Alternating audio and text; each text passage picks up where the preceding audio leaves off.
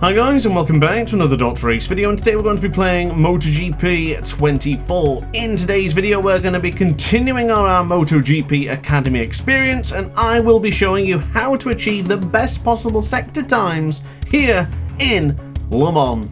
So here we go then, we're going to be using Johan Zarco on board the LCR Castrol Honda. Don't forget, if you want to know what my buttons and controllers do on the right hand side of the screen, check out in the description all my inputs and the configuration settings for my DualSense PS5 controller here on PC.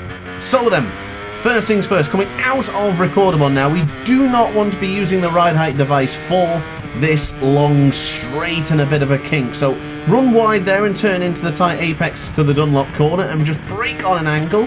Not too aggressively because you don't want to lock the front there. You want to be able to still maneuver the motorcycle into the Dunlop chicane. Bring on a little bit of power, not too much because you don't want to wheelie too much, and then across the line to conclude the sector.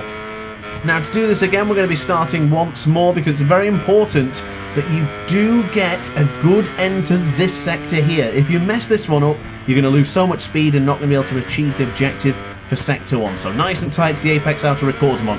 Little bit eager on the power there. Bike is still wanting to wheelie. Of course, do not use the ride height device as mentioned already. Move over to the right hand side, keep it in tight.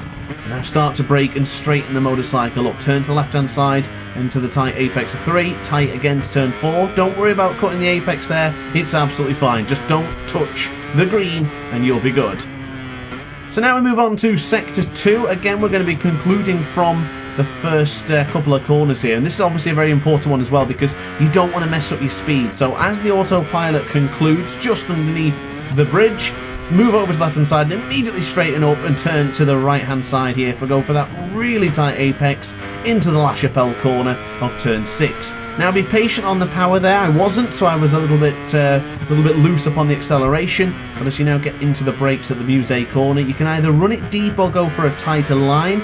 I prefer running it into more of a V-shaped line, like similar to what the Hondas do in real life. I do find that helps out quite a lot. So once again, wait for the autopilot to conclude, and the second you get to that Dunlop chicane, that's roughly where, the Dunlop bridge is where you're roughly going to get the control. Now you're onto it, you can turn over to the right and keep it into the apex of La Chapelle. Now be patient on the power. Wasn't on the last one, so let me show you the difference now. Patient, bike doesn't want to wheelie, the bike's okay. Brake just after that 100-meter marker and go for the tight line. That puts you in a nice wide V-shaped line, able to then bring on the power out of Musée, get onto the acceleration, try to avoid the wheelie, and get across to achieve the sector time again. So now from sector 3, a little bit of annoying this one because the rider doesn't exactly put you where you want to be. It's sort of leaning on an angle. You get a wheelie from the autopilot, but brake right there just after the DHL sign. The little white line where the DHL sign is, use it and brake there. Now get onto the power, use the ride height device. I would probably recommend using the ride height device a little bit later rather than where I activated it, because it actually activates it a little bit too early, should I say. So now into Shimano buff, we're going to go for that tight line and across the sector. Be careful not to run across the track there because it will invalidate your lap time, or sector time in this case.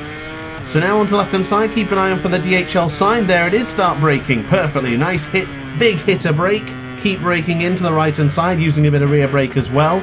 Keep it in tight to the apex out of Garage Vert. Bring on the power. Now apply your ride height device, and that is a much better looking sector already. Brake where the Motul sign is onto the right hand side there. Just be careful on the brakes. Do not lock the brake. You don't want to be hitting the brake 100% there because the bike will lock and you can't turn in.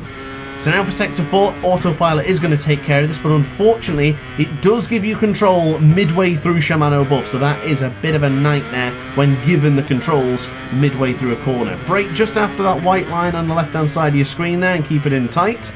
Now when you go into the blue S's, you want to move over to the right and back to the left hand side. Follow this apex round, hug it tight, move into the middle of the circuit and start braking right there online with the pit entrance. Might seem like you're going a bit too deep, but I trust you, it's absolutely fine as long as you get that apex and move round into the right hand side.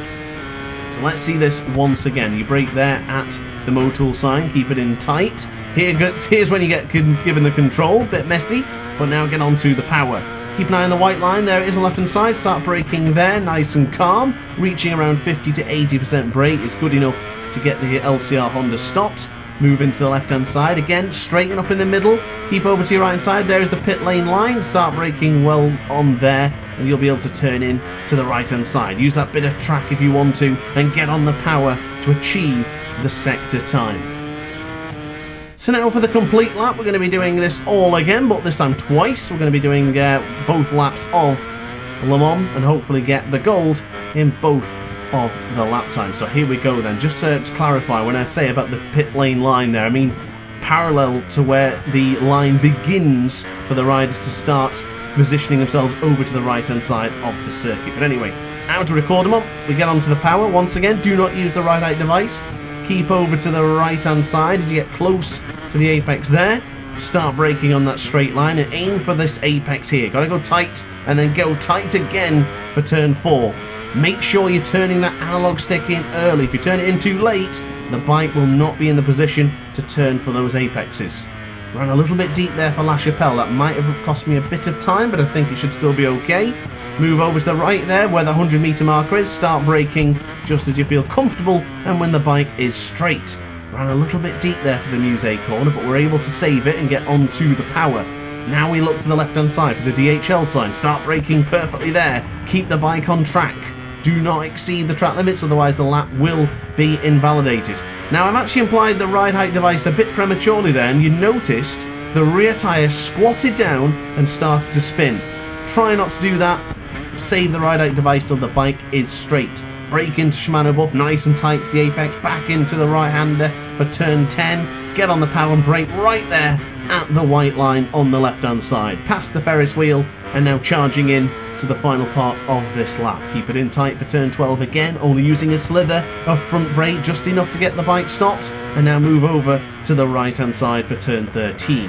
Keep it in tight, hit the apex there, get on the power, not too aggressively because of course the bike will start to wheelie, and across the line we just missed out. So let's do this one more time to get the gold here in Le Mans with Johan Zarco. So running a bit wide there, go for the tight line there to turn 14. Careful on the power. Look at the difference now compared to it was on the previous lap. Much more calm, much more relaxed on the throttle, results in a much better drive all the way down to turn 1. Now into turn 2 with it hard on the brakes, turn it into the left, hit the apex here. Once again, turn early, hit the apex there for turn 4. Beautiful. Careful on the power here, upshift if you have to, and move over to the left hand side. Start braking in on the angle. You can use a lot of brake there, but just don't exceed the 100% brake. If you absolutely slam on it there, you will lose the front into La Chapelle, so be very, very careful. Braking really late and wide to Musée corner. That's actually a little bit of a mistake again into Musée. 2 little mistakes, but do not worry. The nature of that corner brings you back round. Brake at that white line. Keep the bike in track limits. Keep it in, keep it in. Hit the wide line there, the V-shaped line. Get onto the power, and then when you feel comfortable, hit the ride height device. Let the LCR Castrol Honda settle and start braking near the Motul sign on your right-hand side. Reduce the brake as you get into the corner to give you a bit more speed and comfort. And now onto the power, into turn 10. We now have a chance to brake at that white line there. Hit the apex with the blue S's. You position yourself to the right-hand side, turn back into the left-hand side for turn 12. And then position in the middle, ready to brake just where that pit lane starts there on your right hand side, and then perfectly hit the apex of 13, run it wide, back into the apex of 14, and back on the power calmly and collectively to give you the gold lap time here in Le Mans. So guys, that's it from me. Thank you very much for watching this video. I certainly hope this has helped. If it has, let me know in the comment section down below, and get subscribed because there's a lot more guides coming very, very soon. Thanks for watching. See you in the next one. Ciao for now. Oh hi, didn't quite see you there. Good to see you're still here. If this video didn't quite sate your appetite, then why not watch some more DrAce content by clicking the video shown on screen now. Furthermore, if you would like to follow me on social media, you can do so now with the links down in the description. Consider subscribing so you don't miss a single DrAce video.